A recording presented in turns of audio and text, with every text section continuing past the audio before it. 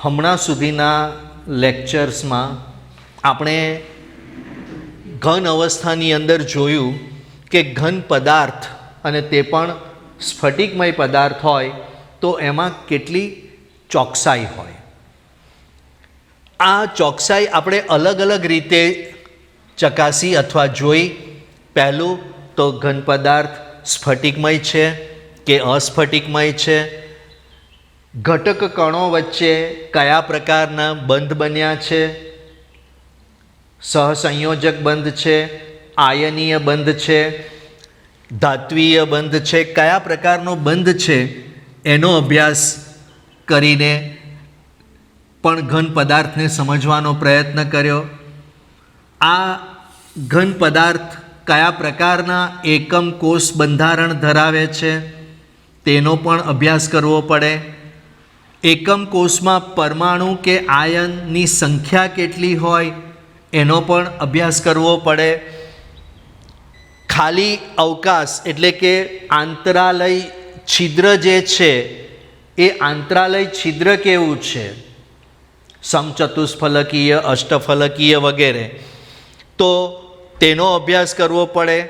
સંવૃત્ત સંકુલિત રચનાઓ કેવી કેવી હોઈ શકે, એટલે કે ઘન પદાર્થમાં કયા પ્રકારની હોય તેનો અભ્યાસ કરવો પડે.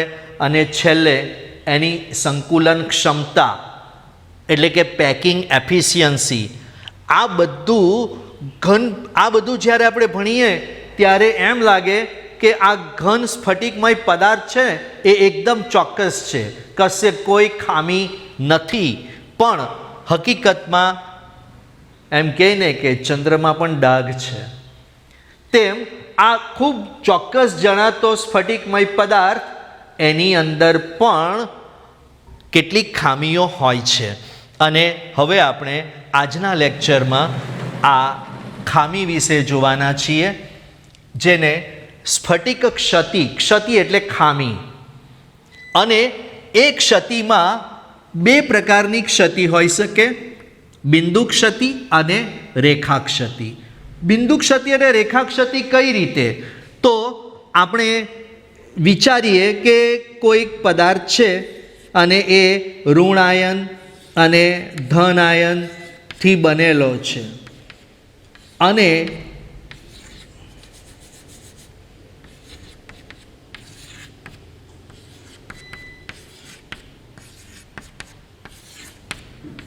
સામાન્ય રીતે ઋણ આયનો કદમાં મોટા હોય છે અને ધન આયન કદમાં નાના હોય છે.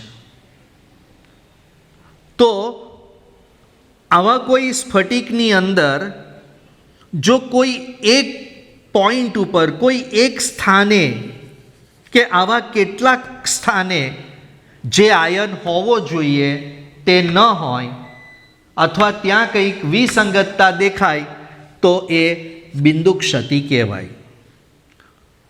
પણ જો કોઈ સ્ફટિક બંધારણની આખી એક લાઈન ઉપર જ ખામી જોવા મળે, આખી લાઈન જ ડિફેક્ટેડ હોય, તો એને રેખા ક્ષતિ કહેવાય છે. તો આપણે અહીં આ પ્રકરણની અંદર રેખા ક્ષતિ વિશે જોવાનું નથી. જે કંઈ ક્ષતિ આપણે જોવાની છે એ બિંદુ ક્ષતિ વિશે જોવાનું છે. બિંદુ ક્ષતિના આપણે 3 ભાગમાં એને વર્ગીકરણ કરીએ તો તત્વ યોગમિતીય ક્ષતિ. તત્વ યોગમિતીય એટલે શું? તો શબ્દને આપણે જરા છૂટો પાડતા જઈએ તો તત્વ યોગ મિતિ. મિતિ એટલે સંયોજાવાનું પ્રમાણ, યોગ એટલે ભેગા થવાનું, અને તત્વ એટલે કે કોઈ પદાર્થ જે કોઈ તત્વોથી બન્યો છે એના સૂત્ર પ્રમાણે, અણુસૂત્ર જે આપણે લખીએ, ધારો કે આપણે લખીએ છીએ H2O, તો H2Oની અંદર હાઇડ્રોજન અને ઓક્સિજનનું પ્રમાણ જો 2:1 હોય, હાઇડ્રોજન અને ઓક્સિજનનું જે પ્રમાણ છે એ 2:1 હોય, સૂત્ર પ્રમાણે પણ હોય અને વાસ્તવમાં પણ હોય, તો એને શું કહેવાય? આપણે પ્રમાણીય સંયોજનો કહીશું. એટલે કે તત્વયોગમિતિ સિદ્ધાંતનું એ પાલન કરે છે. તો અહીંયા આ ક્ષતિ દરમિયાન તત્વયોગમિતિ જળવાયેલી રહે તો એને બે રીતે આ પ્રકારની ક્ષતિ છે એને આંતર અથવા ઉષ્માગતિકીય ક્ષતિ પણ કહેવાય છે. હવે આ ક્ષતિ દરમિયાન આ ક્ષતિ જ્યારે ઉત્પન્ન થાય છે ત્યારે કોઈક સ્થાન ખાલી થઈ જાય છે. જ્યાં કોઈ આયન કે પરમાણુ હોવો જોઈએ ત્યાં એ જગ્યા ખાલી રહે તો એ રિક્ત ક્ષતિ કહેવાશે. અને જ્યાં અવકાશ છે આયનો કે પરમાણુની વચ્ચે ત્યાં કોઈક પરમાણુ કે આયન ગોઠવાયેલો હોય એટલે આંતરાલય જે પ્રકારનું હોવું જોઈએ એ ન હોય એટલે એને આંતરાલીય ક્ષતિ કહેવાય. મિત્રો, આ આંતરાલીય કરતાં અહીંયા આંતરાલય શબ્દ વધારે યોગ્ય લાગે છે, કારણ કે આંતરાલયમાં આંતર પ્લસ આલય, અને આંતર એટલે ની વચ્ચે અને આલય એટલે નિવાસ અથવા જગ્યા.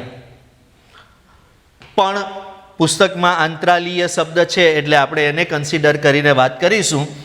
તો આંતરાલીય એટલે જે પરમાણુ કે આયનો વચ્ચે જે સ્પેસ છે એમાં જે કંઈ ખામી હોય તેને આપણે આંતરાલીય ક્ષતિ તરીકે ઓળખીશું. હવે આપણે આમાં બે પ્રકારની ક્ષતિ જોવાની છે. પહેલી ક્ષતિ છે ફ્રેન્કલ ક્ષતિ.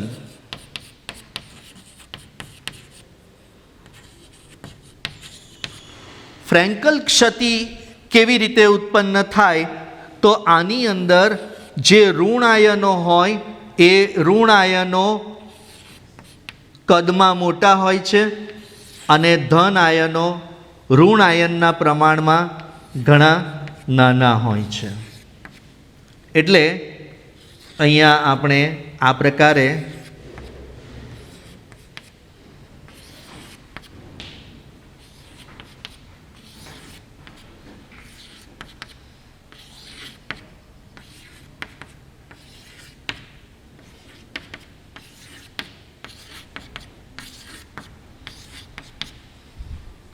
આ રીતે આપણે એક સ્ફટિક રચના જોઈએ તો અહીંયા આ બધી જે જગ્યા છે એ આંતર અવકાશ છે અને આ ધન આયન કે ઋણ આયન એકદમ સ્થિર હોતા નથી. સામાન્ય તાપમાને પણ પોતાના સ્થાનની આજુબાજુ એ દોલન કરતા હોય છે. ટેમ્પરેચર વધે તેમ એની જે કંપ વિસ્તાર છે વધી જાય, દોલન જરા વધારે ઝડપી થાય. અને એવા દોલન દરમિયાન જો કોઈ ધન આયન ખસી જાય અને બાજુના અવકાશમાં જતો રહે એટલે અહીં જુઓ આ અહીંયા અવકાશ ક્ષતિ ઉત્પન્ન થઈ, કારણ કે અહીં એક ધન આયન હોવો જોઈતો તો એના બદલે બે ધન આયન છે અને આ જગ્યાએ અવકાશ છે. અહીંયા કોઈ આયન કે પરમાણુ નથી. એટલે સ્ફટિકના બંધારણમાં રહેલો આયન સ્ફટિકમાં જ રહે છે, ખાલી ફેર ક્યાં છે એ સ્ફટિકના કોઈ સ્પેસમાં એ ગોઠવાઈ જાય છે. પરિણામે આ પ્રકારની ક્ષતિ ધરાવતા પદાર્થના દળમાં વધારો કે ઘટાડો થતો નથી, એટલે એની ઘનતા જે છે એ ઘનતા અચળ રહે છે, ઘનતા બદલાતી નથી. હવે આવું જોવા મળે છે આપણને કે જ્યારે જે ધાતુ આયન છે એનો સંવર્ગાંક ઓછો હોય, સંવર્ગાંકનું મૂલ્ય ઓછું હોય. ધારો કે આપણે એના ઉદાહરણમાં લઈએ કે zinc sulphide, silver chloride, silver bromide, silver iodide. તો આ બધા ફ્રેન્કલ ક્ષતિના ઉદાહરણો છે, એટલે કે આવા પદાર્થોમાં ફ્રેન્કલ ક્ષતિ જોવા મળે.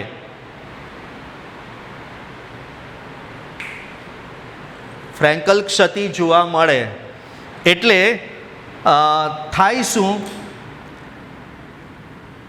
કે ઓછા સંવર્ગાંક ધરાવતા પદાર્થોમાં ઘનતા અચળ રહે, સંવર્ગાંક ઓછો હોય. અને હવે આપણે જોવાનું છે સોટકી ક્ષતિ. તો સોટકી ક્ષતિમાં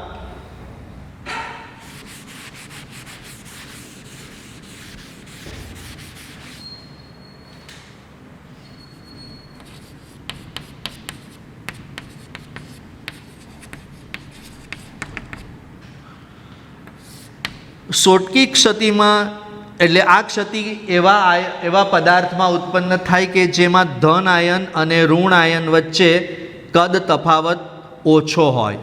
એટલે ઋણ આયન તો મોટા હોય જ, પણ ધન આયન જે છે ઋણ આયન કરતાં થોડા નાના હોય છે. અને આ રીતે આ ધન આયન અને ઋણ આયન ગોઠવાય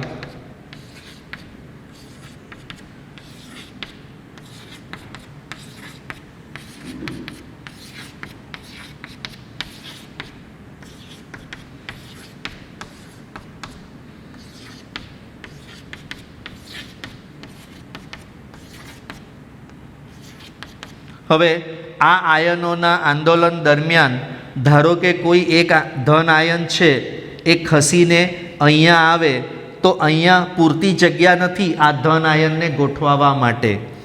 પરિણામે અહીંયા એક પ્રકારની અગવડ ઉત્પન્ન થાય. એટલે જો આ ધન આયન ખસીને અહીંયા આવે તો એ અહીંયા અહીંયા ખાલી જગ્યામાં રહી શકશે નહીં. એટલે કે ગમે તે રીતે ધન આયન જે છે એ સ્ફટિક બંધારણ છોડીને નીકળી જાય. હવે જો આ ધન આયન સ્ફટિક બંધારણને છોડીને નીકળી જાય તો થાય શું કે આ જે સ્ફટિક છે એની જે વિદ્યુતીય તટસ્થતા છે એ અસંતુલિત થઈ જાય. વિદ્યુતીય તટસ્થતા જાળવવા માટે આ આખા બંધારણમાંથી કોઈ પણ જગ્યાએથી ઋણ આયને પણ નીકળી જવું પડે. એટલે જો અહીંયાથી ધન આયન નીકળી ગયો તો બીજા કોઈક સ્થાન ઉપરથી ઋણ આયન પણ નીકળી જાય. એટલે કે અહીં સોટકી ક્ષતિ દરમિયાન હંમેશા પેરમાં યુગ્મમાં જ ક્ષતિ ઉત્પન્ન થાય, પણ એની સંયોજકતા ધન આયન અને ઋણ આયનની સંયોજકતા અથવા વીજભારને આધારે NaClના ઉદાહરણની અંદર યુગ્મ સ્વરૂપે આવી જોડ ખામી ઉત્પન્ન થશે. NaCl એના ઉદાહરણ તરીકે લઈ શકાય. અને તમે જાણો છો કે એમાં સોડિયમનો સંવર્ગાંક છે 6. એટલે કે ઊંચા સંવર્ગાંકવાળા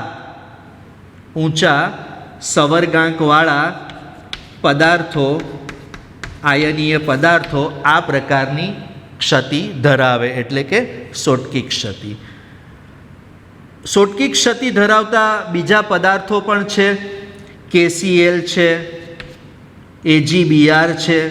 અહીંયા ખાસ ધ્યાન રાખવાનું કે સિલ્વર બ્રોમાઇડ છે એ સોટકી ક્ષતિ પણ ધરાવે અને સાથે સાથે આગળ જે જોઈ ગયા તે પ્રમાણે ફ્રેન્કલ ક્ષતિ પણ દર્શાવે છે.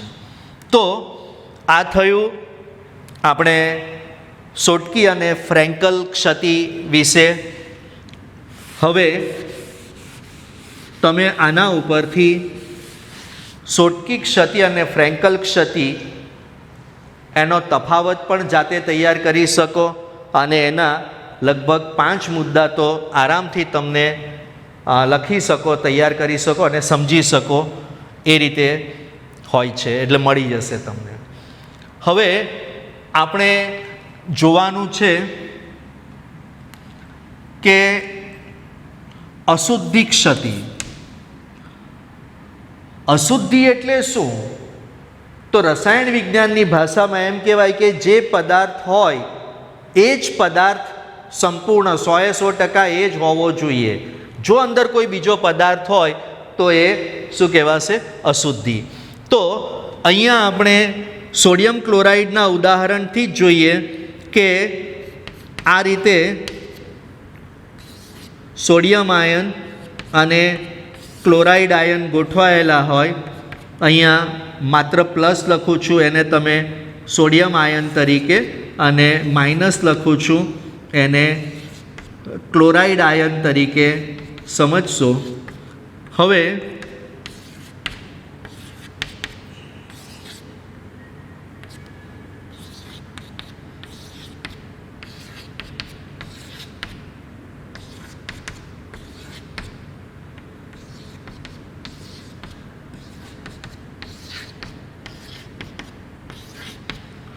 આ રીતે આ સોડિયમ ક્લોરાઇડ છે. જો આની અંદર સ્ટ્રોન્શિયમ ક્લોરાઇડની અશુદ્ધિ ઉમેરવામાં આવે તો સ્ટ્રોન્શિયમ ક્લોરાઇડ એટલે SrCl2.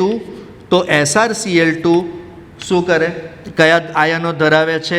Sr+2 અને Cl-. એટલે આ બંધારણની અંદર એવું થાય કે જો સ્ટ્રોન્શિયમ ક્લોરાઇડની અશુદ્ધિ ઉમેરીએ તો સ્ટ્રોન્શિયમનો વીજભાર છે +2. એટલે માની લો કે અહીંયા જો સ્ટ્રોન્શિયમ આયન ગોઠવાઈ ગયો આ બંધારણની અંદર, તો એના લીધે તો શું થશે? વીજભાર વધી જશે. અને પદાર્થ તો વિદ્યુતભારની દ્રષ્ટિએ તટસ્થ જ રહેવો જોઈએ. એટલે બીજે કોઈક ધન આયન એના પોતાના સ્થાન પરથી આ સ્ફટિક બંધારણમાં ન હોય, એટલે બીજી જગ્યાએ એને કારણે ખાલી જગ્યા ઉદ્ભવે છે. આવું અશુદ્ધિને કારણે થાય છે. એટલા માટે એ અશુદ્ધિ ક્ષતિ કહેવાય છે. કેડમિયમ ક્લોરાઇડ અને સિલ્વર ક્લોરાઇડમાં પણ આ પ્રકારની અશુદ્ધિ ક્ષતિ જોવા મળે છે. હવે આપણે જોવાનું છે બિન તત્વયોગમિતીય ક્ષતિ એટલે શું? તો હવે અહીંયા તત્વયોગમિતિ જળવાતી નથી. અને એમાં પહેલું છે ધાતુ વધારો ક્ષતિ. આ ધાતુ વધારો ક્ષતિ કઈ રીતે? તો ધારો કે સોડિયમ ક્લોરાઇડ છે અને એ સોડિયમ ક્લોરાઇડ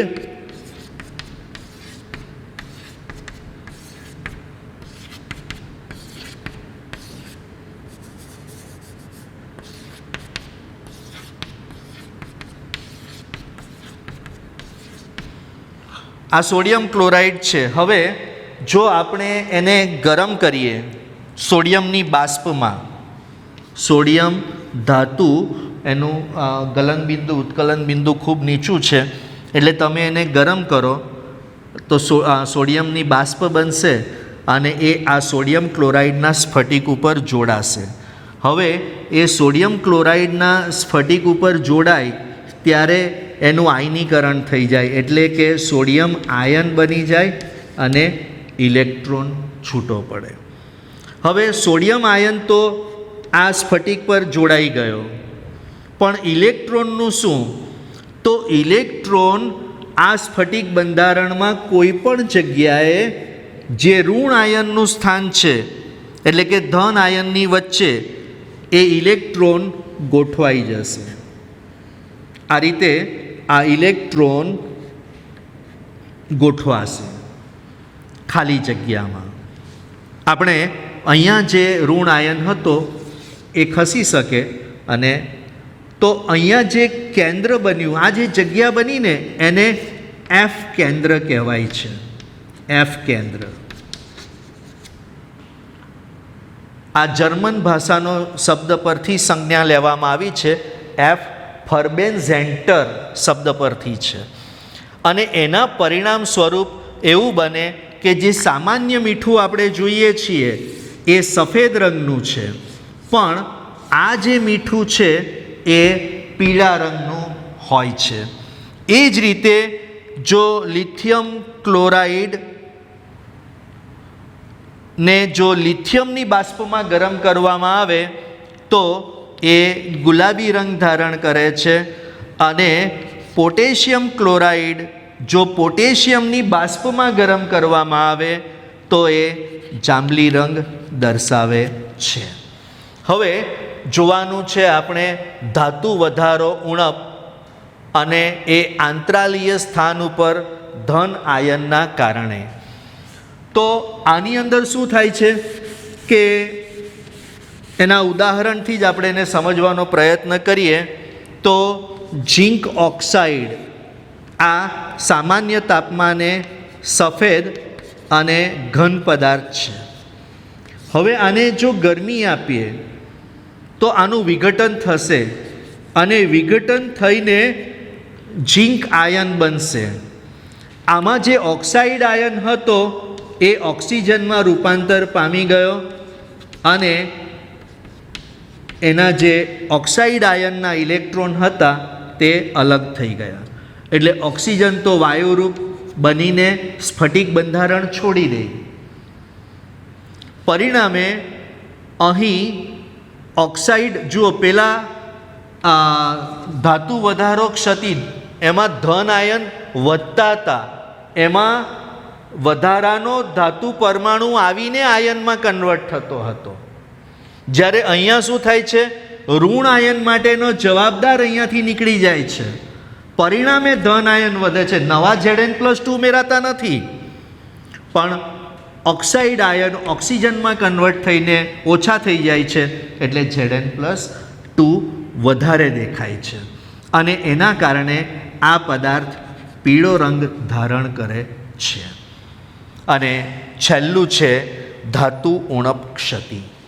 હવે ધાતુ ઉણપ ક્ષતિમાં સામાન્ય રીતે ક્યાં જોવા મળે કે જ્યારે કોઈ પદાર્થ એક કરતાં વધારે સંયોજકતા ધરાવતું હોય, ધારો કે ફેરસ ઓક્સાઇડ લઈએ તો ફેરસ ઓક્સાઇડ કેમ તો Fe જે છે એની બે સંયોજકતા જાણીતી છે, Fe+2 Fe+3.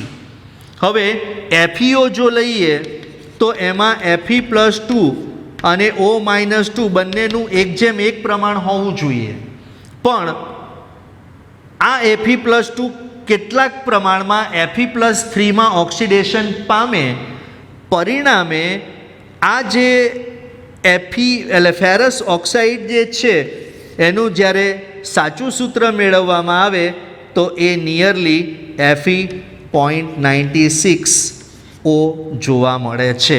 એટલે કે એક્ઝેક્ટ 1:1 પ્રમાણ નથી જોવા મળતું, કંઈક Fe+2નું પ્રમાણ ઓછું જોવા મળે છે. આવું થવાનું કારણ Fe+2માંથી Fe+3 બને છે, એટલે સંયોજકતા આના કારણે વધી, પરિણામે Fe+2 આ બંધારણમાં હવે ઓછા જોઈએ એટલે એનું પ્રમાણ ઘટી જાય. મિત્રો, આજનો આ જે ટૉપિક છે એ ખૂબ સરળ છે. બરાબર શાંતિથી વાંચશો, પ્રેક્ટિસ કરશો તો અવશ્ય તમે લખી શકશો સારું. Thank you.